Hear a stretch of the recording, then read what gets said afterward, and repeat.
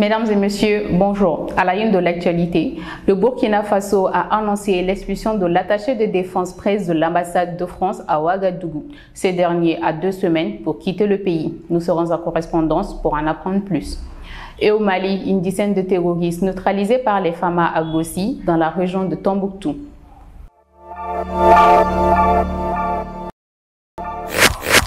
L'ambassade de France à Ouagadougou a reçu jeudi la note verbale de l'expulsion de leur attaché de défense qui a donc 2 semaines pour quitter le Burkina.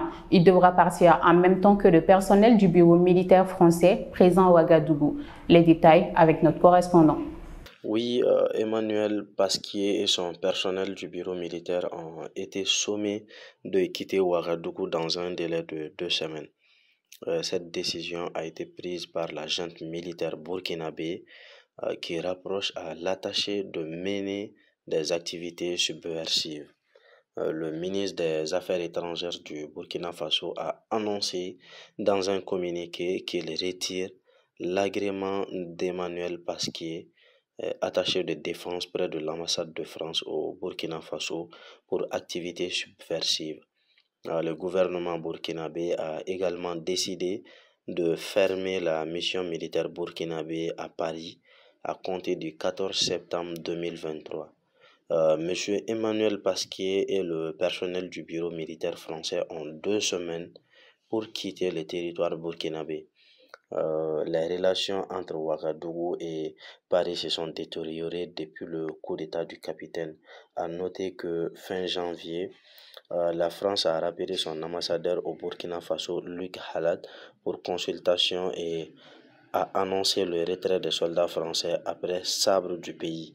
Le 19 février, l'armée burkinabé a officiellement annoncé la fin des opérations de la force française Sabre depuis le sol burkinabé. Les forces armées maliennes poursuivent leur mission de défense opérationnelle du territoire national en multipliant les victoires importantes sur les groupes armés terroristes. Le 14 septembre 2023, lors d'une mission offensive entre 12h30 et 17h, les FAMA ont successivement repoussé 2 embuscades dans le secteur de Gossi.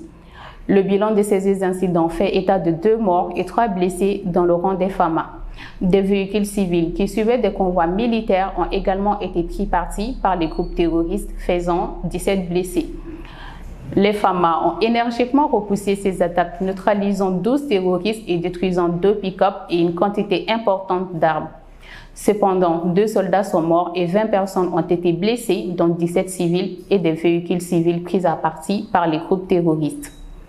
Ces actions prouvent une fois de plus la cruauté de ces groupes terroristes à l'endroit des populations civiles, dénonce l'armée.